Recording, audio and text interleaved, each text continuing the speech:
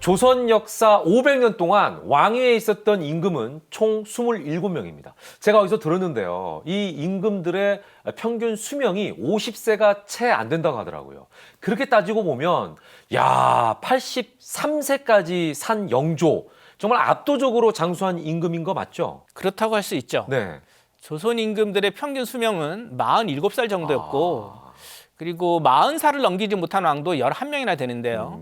물론 뭐 조선시대 평균 수명이 35살에 불과했으니까 뭐 일본 백성들에 비해서는 짧지 않다고도 볼 수 있겠죠. 그러네요. 하지만 그 최고의 지위와 절대 권력을 소유하고 또 가장 좋은 음식과 뛰어난 의료진의 혜택을 누릴 수 있었던 임금의 수명치고는 그리 길지 않게 느껴지는 것도 사실이에요. 그러네요. 근데 영조는 1694년에 태어나서 1776년까지 무려 83년을 살았으니까 오늘날과 비교해도 참 천수를 누렸다고 할 수 있겠죠. 그러네요. 예. 사실 그 동서고금을 막론하고 인간의 공통적인 소망이 있다면 무병장수 아닐까 싶은데요. 영조에게는 어떤 특별한 장수의 비법이 있었던 걸까요? 뭐 영조가 역대 임금들 중에서 가장 많은 시문을 남겼고 또 저희가 지금 그 어제를 통해서 영조라는 임금을 이제 되돌아보고 있는데요. 네. 저는 바로 이 많은 글들이 영조의 장수 비법 중에 하나라고 여기고 있어요. 오. 사실 나이가 들면서 경험을 공유하는 동료와 가족이 이제 점차 줄어드는 상황에서 네. 살아갈 힘을 잃기 마련인데요. 네. 영조는 글짓기에서 살아가는 활력을 찾은 것 같아요.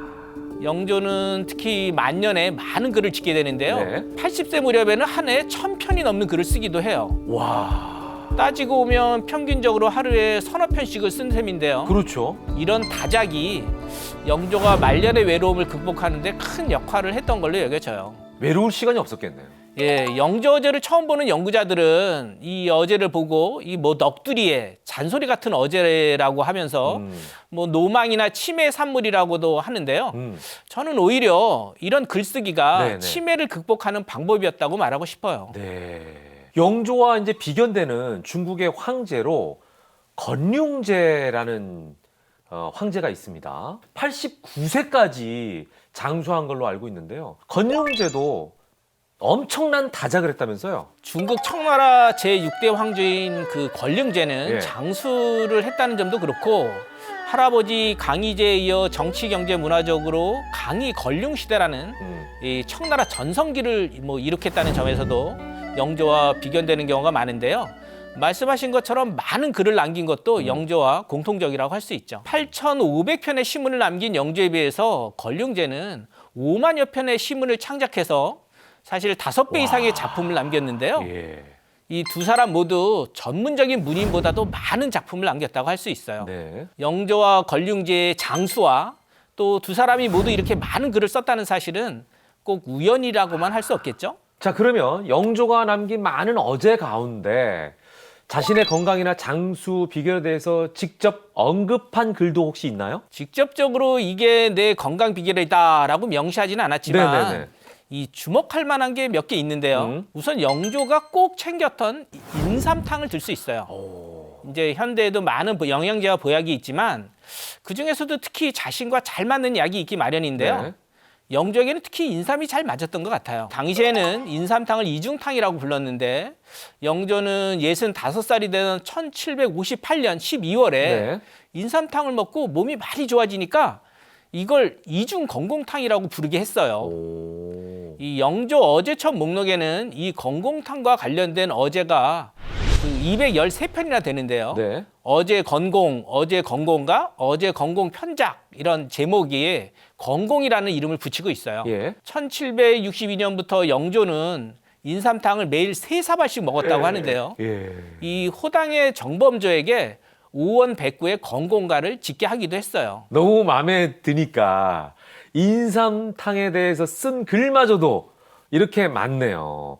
자, 그 내용이 무엇인지 그래서 더욱 궁금해지는데요. 우선 정범조가 지었다는 건공가를 한번 살펴볼까요?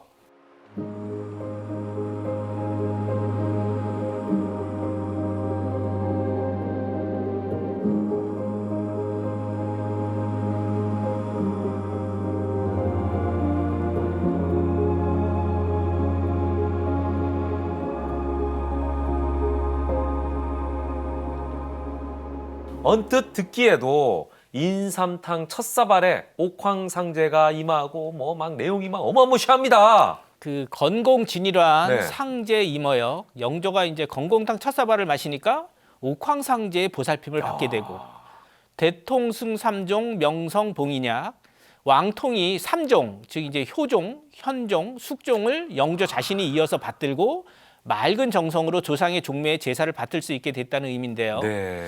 이후로도 둘째 사발에는 역대 선왕들이 은택을 내리고 셋째 사발에 만백성이 영조의 건강을 우러러 바란다는 내용이 이어지는데요. 네. 맨 마지막은 매일 진사만 완환 첨해옥 이라 했는데 네네. 여기에 인용된 해옥은 네. 바다 위에 신선이 사는 곳에 선악이 매년 산가지를 하나를 물어온다는 전설에서 나온 말로 사람의 장수를 비는 말로 쓰여요. 그러니까 매일 건공탕 세 사발을 올리며 사발마다 장수를 기원한다는 뜻인 셈인데요. 영조는 이 인삼탕으로 효험을 본 뒤에 이를 건공탕이라 명명하고 또 내의원을 중국의 명인 편작에 비유하기도 했는데요. 하지만 노년이 길어지면서 이 인삼탕에 대한 영조의 이런 신뢰가 조금 달라지기도 했어요. 그래요? 영조가 82살에 지은 어제를 하나 볼까요? 네.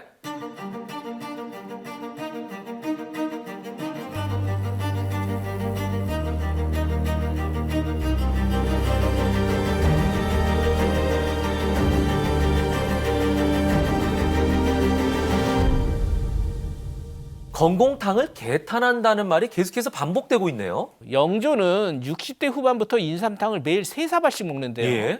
뭐 처음에 효험을 크게 봤다 해도 네. 나이가 들어가면서 인삼탕만으로 건강을 유지하긴 힘들었겠죠. 그럼요. 연달아 2첩을 마셔도 효과가 없구나.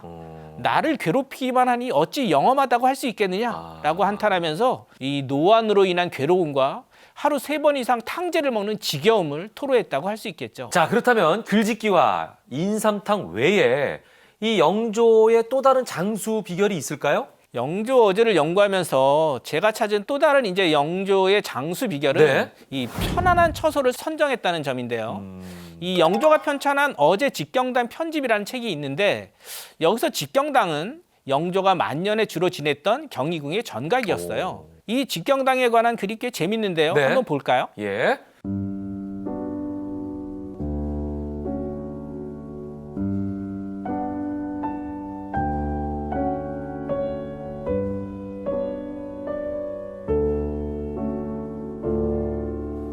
언뜻 들어도요, 편안하다는 말이 굉장히 여러 번 반복적으로 나옵니다. 그러니까 영조가 이 처소인 집경당을 아주 마음에 쏙 들어있던 모양인데요. 이제 글이 길지 않은 시에 네. 편할 편자가 4번, 편안할 안자가 역시 4번이 나와요. 편안하다는 표현을 8번이나 쓴 셈이니까 이 직경당에 대한 영조의 흡족한 마음이 이제 여실히 드러난다고 할 수 있겠죠. 네네네. 이 경희궁에 있는 직경당은 국왕의 편전이나 침전으로 사용되던 곳이 아니었어요. 아, 그래요? 그러나 영조는 만년에 이곳을 거처로 삼아서 정사도 보고 침전으로도 사용했는데요. 영조에게 이 당은 사적인 생활 공간이면서 공적인 직무 공간이기도 했던 셈이지요. 영조는 직경당에 이 정화당, 종용당, 즉 조용히 누워 있을 수 있는, 조용히 주섭할 수 있는 당이라는 현판을 결계해서 자신의 공간임을 아주 명확하게 했죠. 자, 보통 조선시대 임금의 공간은 정무를 보는 곳과 잠을 자고 휴식을 취하는 곳이 이제 따로 나뉘어 있지 않았나 싶은데, 그런데 영조는 그러지 않았다는 거네요. 말씀하신 대로 대개 궁궐에는 그 기능에 따라서 네. 이제 국왕이 의례를 행하는 정전, 또 직무를 보는 편전, 잠을 자는 침전 등이 구분되는데요. 네. 조선의 법궁이 경복궁인 경우엔 임금이 정무를 보는 정전은 근정전, 잠을 자는 침전은 강령전이었고요. 네. 임진왜란 이후로 정궁으로 사용된 창덕궁의 정전은 인정전이고 침전은 대조전이었죠. 이 경희궁의 경우도 정전은 융복전이고 침전은 회상전이었는데요. 네. 그러나 만년의 영조는 이 침전도 아니고 네. 편전도 아닌 직경당에서 모든 일을 하게 돼요. 이 체력이 떨어진 만년에 넓은 궁궐을 이리저리 오가지 않고 체력을 아끼면서 자신이 가장 편안하게 여기는 공간에서 지낸 셈이니까 신체적 스트레스도 그만큼 줄어들었겠죠. 네. 물론 신하들은 이 전각의 구조에 맞춰서 이제 뭐 정부를 준비하기도 해야 되고 잠자리도 살펴야 되니까 아무튼 스트레스가 엄청 늘었겠지만 말이죠. 자, 마음이 편한 것이 사실 이 장수와 건강에 아주 중요한 조건이긴 합니다. 어디서 제가 봤는데요. 영조가 무척 검소하고 절제하는 생활을 했다고 하더라고요. 이런 생활 습관도 장수에 도움이 되지 않았을까요? 뭐 타당한 이야기라고 생각해요. 사실 임금의 자리란 온갖 호사를 누릴 수 있는 자리겠지만 영조는 어려서부터 이렇게 먹고 입는 것에 탐을 내지 않았던 것 같아요. 왕위에 오른 뒤에도 뭐 잠옷이나 이불에 신경 쓰지 않았고요. 뭐 음식에 대해서도 마찬가지였는데요. 네, 네. 되게 조선의 임금들은 5번의 수라를 받는 것이 보통이었는데 영조는 좀 소식하는 습관을 지녔고 네네. 때로는 죽으로 밥을 대신하기도 한 것 같아요. 오. 이 영조가 지은 자성편이나 어제 자탄 등의 글을 보면은 음식을 배불리 먹으면 위장과 비장을 상하게 하니 경계하지 않을 수 있겠는가라든가 내가 먹는 것으로 말하면 하루에 몇 수제에 불과하다라는 내용이 나오거든요. 또 흉년이 들면 끼니를 줄이는 게 임금들의 관례였는데 영조는 그런 관행을 아주 몹시 엄격하게 지킨 임금으로 알려져 있어요. 영조가 남긴 어제를 통해 영조에 관한 다양하고 재미있는 이야기를 들려주신 안장리 관장님. 오늘 말씀 고맙습니다. 감사합니다.